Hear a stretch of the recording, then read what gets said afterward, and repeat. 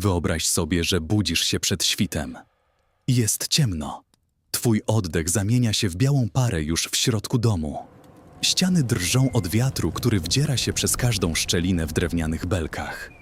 Obok ciebie, w jednej izbie śpią jeszcze 4, 5, 6 innych osób.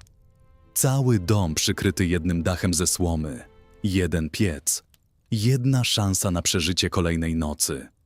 Na dworze -20 stopni. Nie ma kaloryfera. Nie ma ciepłej wody z kranu. Nie ma nawet okna z prawdziwym szkłem. Jest tylko ogień i umiejętność, by go utrzymać. To nie jest historia z odległego średniowiecza. To była codzienność milionów Polaków jeszcze 150-200 lat temu, na Mazowszu, w Galicji, na Kujawach, w Małopolsce, w każdej polskiej wsi, w każdej rodzinie, w każdym domu. Zanim przejdziemy dalej, jeśli oglądasz nas przez telewizor, możesz tego nie zauważyć, ale właśnie teraz możesz wesprzeć ten kanał jednym kliknięciem na telefonie lub komputerze. Subskrypcja nic nie kosztuje, ale pozwala nam tworzyć więcej takich historii i dotrzeć do większej liczby ludzi. Jeśli ta opowieść Cię porusza, udostępnij ją komuś bliskiemu. To najważniejsza rzecz, jaką możesz dla nas zrobić. Dzisiaj wracamy do tamtego świata. Do chat, które pachniały dymem i mlekiem. Do zim, które nie były tylko niedogodnością, były walką o życie. Polska zima nie była wtedy tym, czym jest dzisiaj. Chcąc zrozumieć, przez co przechodziły pokolenia Polaków przed nami, trzeba wyobrazić sobie klimat inny niż ten, który znamy. Historycy klimatu wskazują, że od XIV do XIX wieku Europa przechodziła przez okres zwany Małą Epoką Lodowcową. Czas, gdy zimy były dłuższe, mroźniejsze i bardziej bezlitosne niż cokolwiek, co pamięta dzisiejsze pokolenie. Wisła zamarzała tak solidnie, że organizowano na niej targi. Odra stawała na miesiące. Rzeki zachodniej Polski stawały na mrozie regularnie co kilka lat, podczas gdy dzisiaj taka sytuacja zdarza się raz na dekady. Konkretne liczby są zdumiewające. W grudniu 1888 roku w Warszawie termometry pokazały -31 stopni Celsjusza. W lutym 1999 roku słupki, rtęci opadły do -33 stopni. Dla porównania, dzisiejsza rekordowa zima w stolicy rzadko schodzi poniżej -20.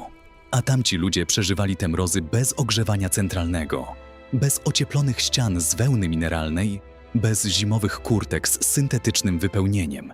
Mieli tylko to, co sami zbudowali i czego sami nauczyli się od rodziców i dziadków. Zacznijmy od samego domu, bo dom był wszystkim. Kiedy wchodzisz dziś do skansenu, do Muzeum Wsi Mazowieckiej w Sierpcu albo do Muzeum Wsi Kieleckiej w Tokarni i stoisz przed prawdziwą chałupą z przełomu XVIII i XIX wieku, pierwsza myśl jest zawsze ta sama. Jak tutaj mieszkali ludzie? Budynki są małe, zaskakująco małe. Badacz historii chłopskiej Piotr Świtkowski pisał w tamtych czasach, że typowa chata trwała zaledwie 15 do 20 lat, zanim trzeba ją było rozebrać lub przebudować. Nie dlatego, że była źle zbudowana, ale dlatego, że drewno, słoma i glina w warunkach polskich zim po prostu nie przetrwają dłużej, jeśli cała rodzina żyje, gotuje i śpi w jednym miejscu przez całe dekady. Typowa chata chłopska na Mazowszu lub w Małopolsce w XVIII wieku miała zaledwie 50 metrów kwadratowych i to razem z sienią i komorą. Główna izba, gdzie toczyło się całe życie, mogła mieć 20, może 25 metrów.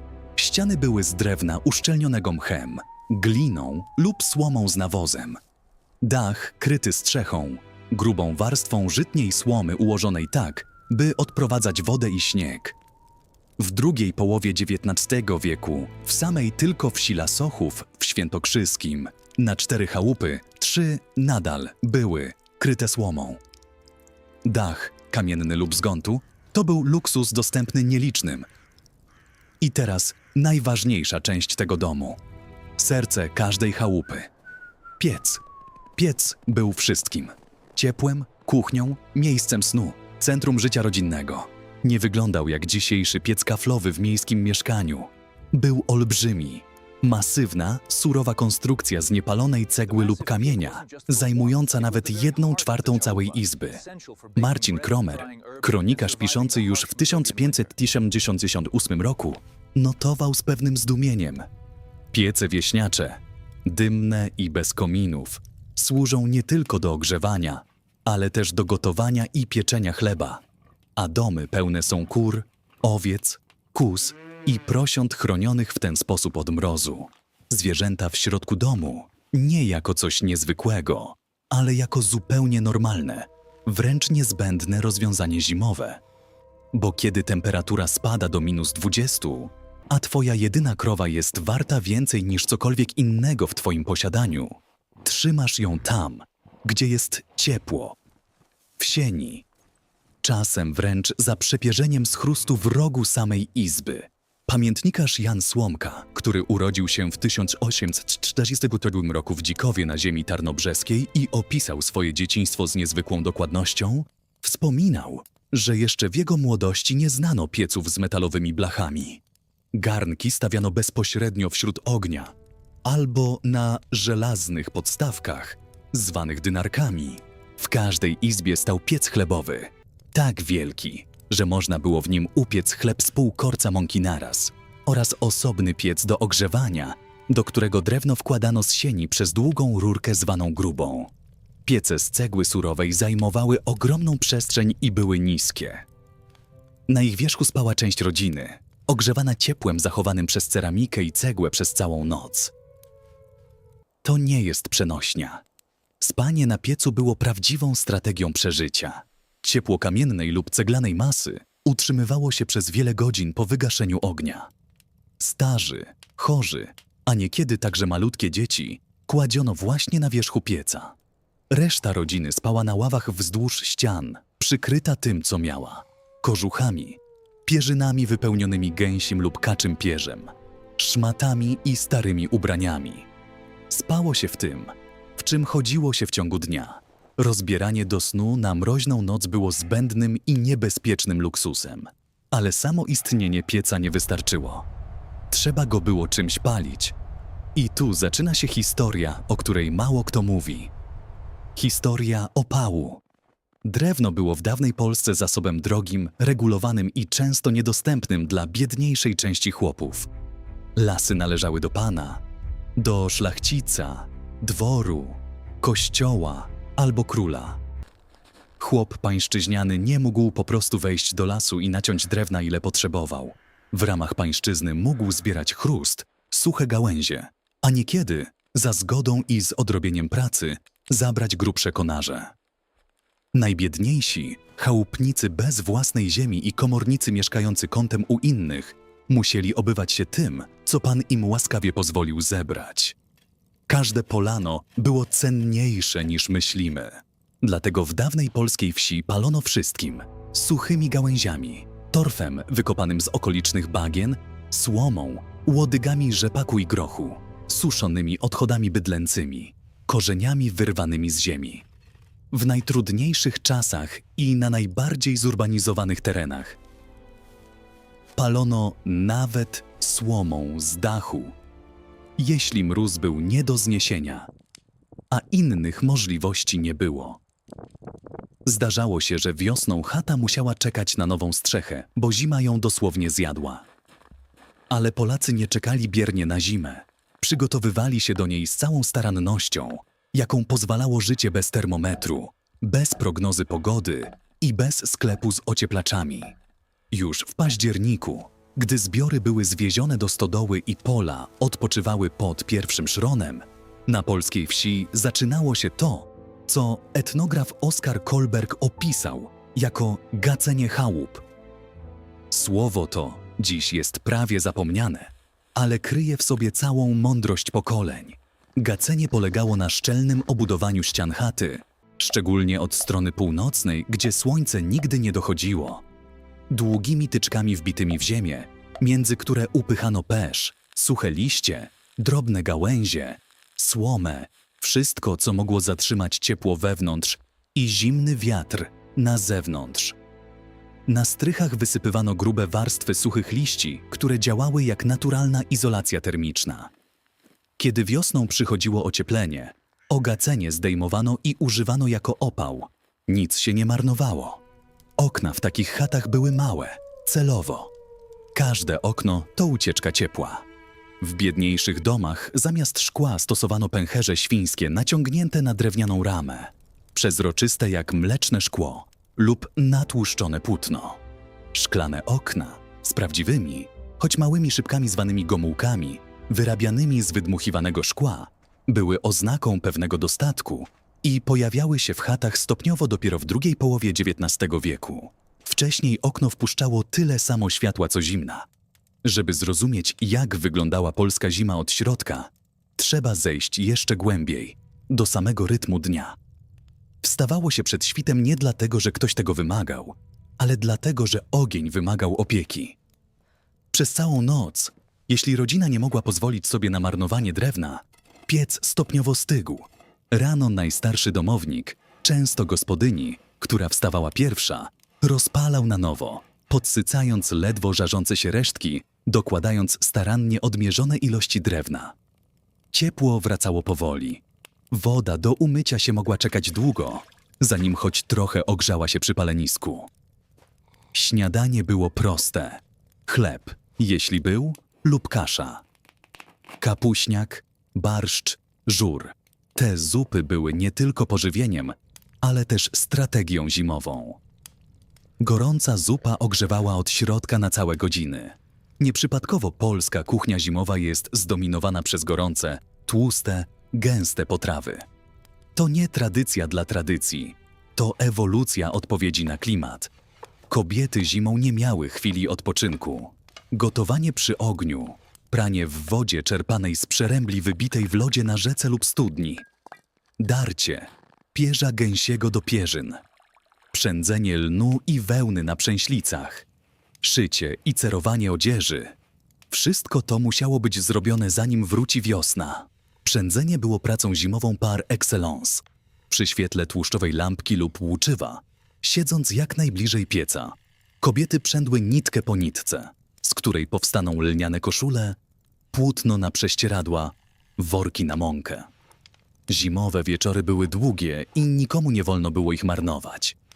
Mężczyźni w grudniu i styczniu zajmowali się młódzką. Praca żmudna, hałaśliwa, odbywająca się w stodole. Cepami uderzano w zboże ułożone na klepisku przez wiele godzin, aż ziarna oddzieliły się od słomy. Praca ta rozgrzewała. I to był jeden z powodów, dla których zimą w stodole pracowano intensywniej niż można by oczekiwać. Mróz był mniej dolegliwy, gdy ciało było w ruchu. Ale co się działo, gdy mróz stawał się naprawdę groźny? Historyczne źródła opisują zimy o bezwzględnym okrucieństwie. Nie chodzi tylko o odległe stulecia. Wystarczy zajrzeć do polskich kronik z przełomu XIX i XX wieku, by zobaczyć, że dla wielu rodzin zima była dosłowną walką o przetrwanie. Galicja, ubogi region pod zaborem austriackim, obejmujący dzisiejszą Małopolskę i część Podkarpacia, była miejscem, gdzie biedni chłopi zimą dosłownie głodowali i marzli. Napoleon Cybulski, badający w 1894 roku odżywianie się galicyjskiego ludu wiejskiego, dokumentował diety tak skromne, że ciało człowieka po prostu nie mogło w takich warunkach skutecznie wytwarzać ciepła. W Lwowie, mieście ze wszystkimi miejskimi udogodnieniami, w czasie jednej z najostrzejszych zim przedwojennych opatrzono w ciągu jednego dnia ponad 1400 ofiar odmrożeń. Szkoły zamykano, gdy temperatura nie sięgała choćby -18 stopni. Bo dopiero przy takiej temperaturze uważano, że można się spodziewać choć minimalnego ciepła wewnątrz budynku. To był inny świat, inna miara tego, co możliwe do zniesienia. W mniejszych miejscowościach i na wsiach sytuacja była jeszcze trudniejsza. Nie było lekarzy, aptek, ciepłych schronień publicznych. Odmrożenia leczono domowymi sposobami, pocieraniem śniegiem, wkładaniem odmrożonych kończyn w zimną wodę, przykrywaniem łojem lub smalcem. Dróg między wsiami często nie dało się przejść przez kilka tygodni. człowiek, który wychodził zimą w zamieci sam, mógł zginąć o kilkaset metrów od własnego domu. Wiedziano o tym doskonale i dlatego zimowe wędrowanie traktowano z głęboką powagą. Jeden z najbardziej fascynujących aspektów polskiej zimy sprzed 200 lat to fakt, że ludzie wcale nie próbowali walczyć z mrozem indywidualnie. Walczyli wspólnotą.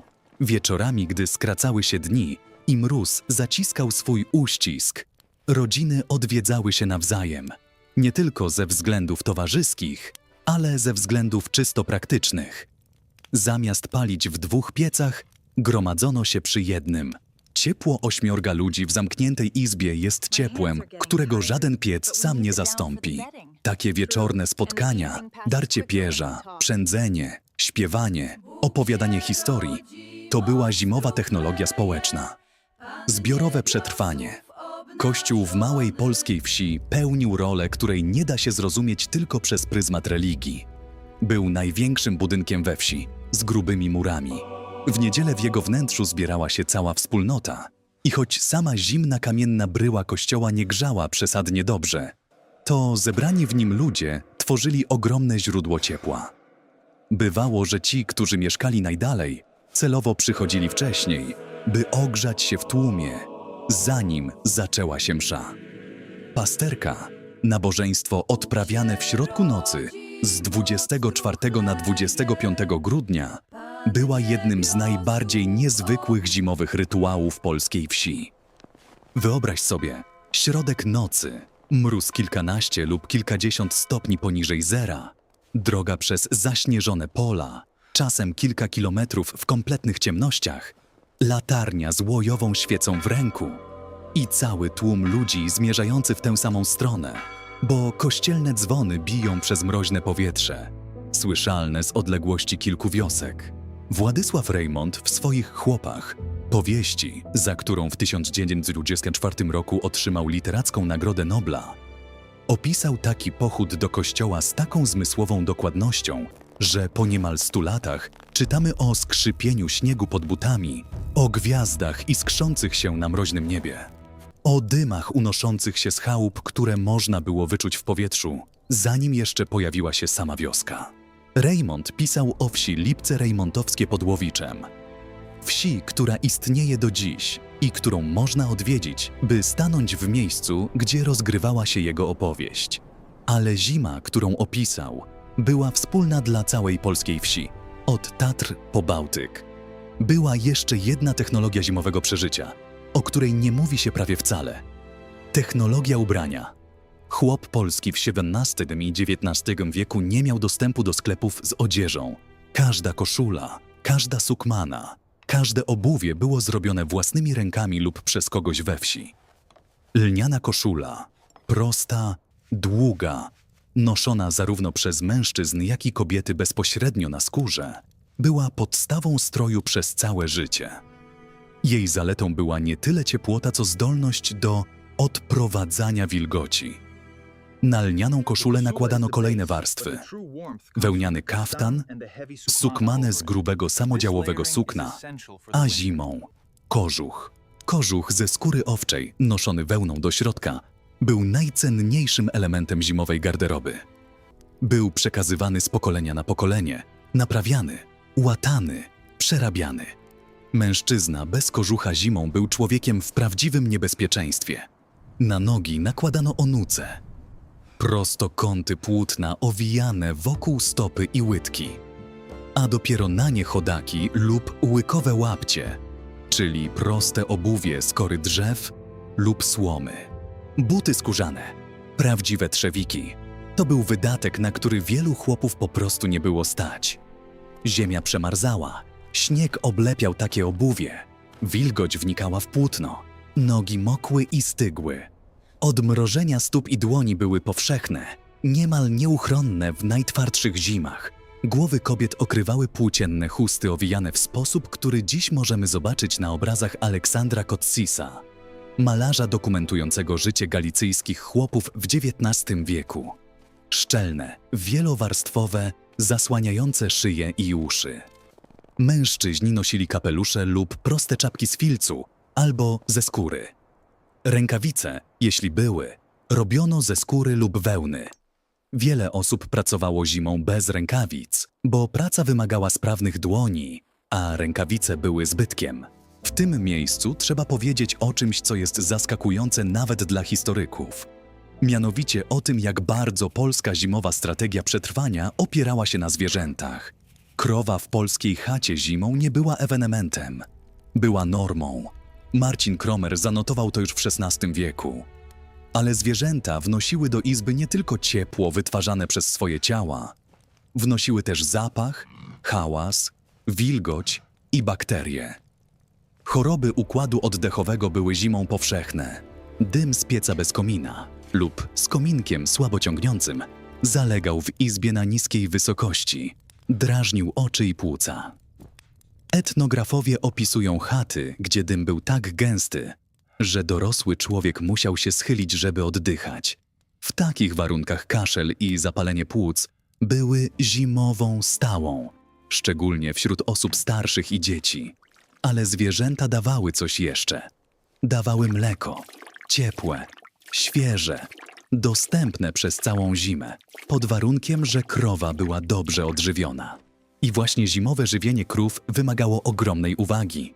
Siano skoszone i wysuszone latem, zwiezione do stodoły przed pierwszymi przymrozkami, to był cały plan na zimę.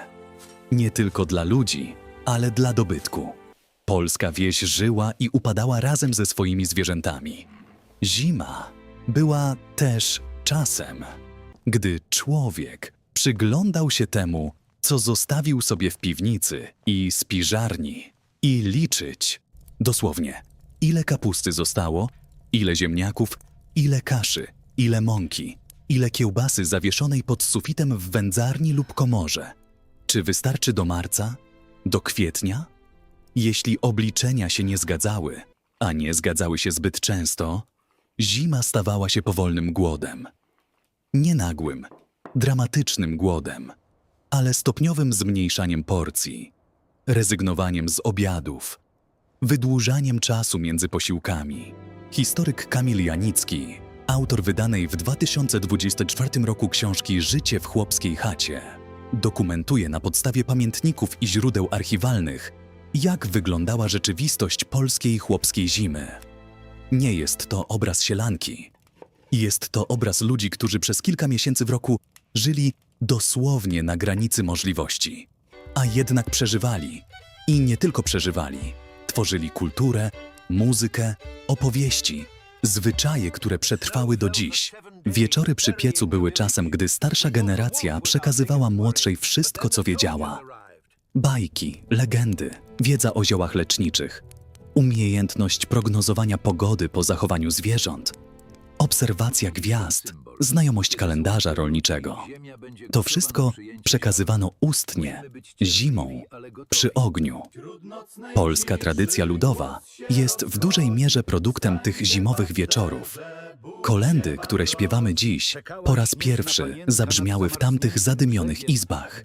Baśnie, które znamy, krążyły między tymi chatami przez stulecia. Był też wymiar religijny i magiczny. Polska wieś łączyła chrześcijaństwo z przedchrześcijańską wiarą w siły natury w sposób, który zaskakuje do dziś. Żeby przepędzić złe moce zimy, wbijano w progi chat gałęzie jałowca. Okadzano obejście dymem z ziół w Wigilię świąt. Wróżono z pogody na Boże Narodzenie.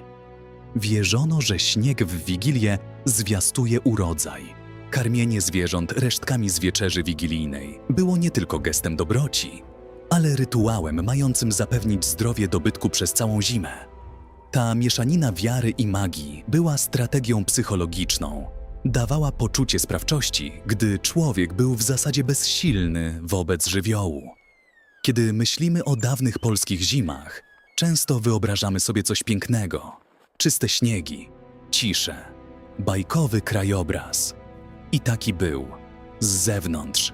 Ale kiedy stoisz w środku tamtej chaty, realnej, historycznej, niezrekonstruowanej na potrzeby turystów i wyobrażasz sobie kilka rodzin, kilkoro starszych ludzi, ciemność, dym, zapach zwierząt, mróz wciskający się przez każdą szczelinę, głos wiatru za ścianą, Wtedy pojmujesz, czym naprawdę była polska zima. Była testem. Testu, który pokolenia Polaków zdawały rok po roku, przez setki lat, cicho i bez chwały. W skansenach w całej Polsce, w Sierpcu, w Tokarni, w Sanoku, w Kolbuszowej, w Zubrzycy Górnej na Orawie. Stoją dziś te chaty. Można do nich wejść. Można stanąć przy piecu i wyobrazić sobie, jak pachniało drewno, gdy pierwsze polano zaczęło się tlić o świcie. Jak zgrzytał śnieg pod stopami, gdy ktoś szedł do studni jeszcze przed wschodem słońca. Jak ciepła była ta izba dla kogoś, kto wrócił z mrozu i z bólem rozmrażał zgrabiałe dłonie przy ogniu. Te chaty to nie są ruiny. To są dowody na coś, co jest trudne do pojęcia w erze termostatów i podłogowego ogrzewania. Dowody na niesamowitą odporność zwykłych ludzi, którzy nie mieli nic oprócz wiedzy, wspólnoty i ognia i którzy potrafili z tego uczynić dom. Miliony polskich rodzin, których imiona nie przetrwały w żadnej kronice, przeżyły setki zim właśnie tak. Przetopili swoje życie na tę ziemię, na tę zimy i na tę Polskę, którą znamy dzisiaj. Każda zapalona zapałka, każdy kaloryfer, każdy ciepły kran to milczące dziedzictwo ich wysiłku. Domy, zimy i rodziny, które tu poznaliśmy, to zaledwie jedna warstwa zapomnianego świata dawnej Polski. Za chatami i polami leżą jeszcze inne światy. Zapomniane zawody, dawne targowiska, staropolskie uczty, tajemnice polskich dworów i klasztorów, kunszt rzemieślników, których imiona przepadły, ale których praca trwa do dziś. Te opowieści czekają i wrócimy do nich. Roteiro baseado em fontes históricas documentadas.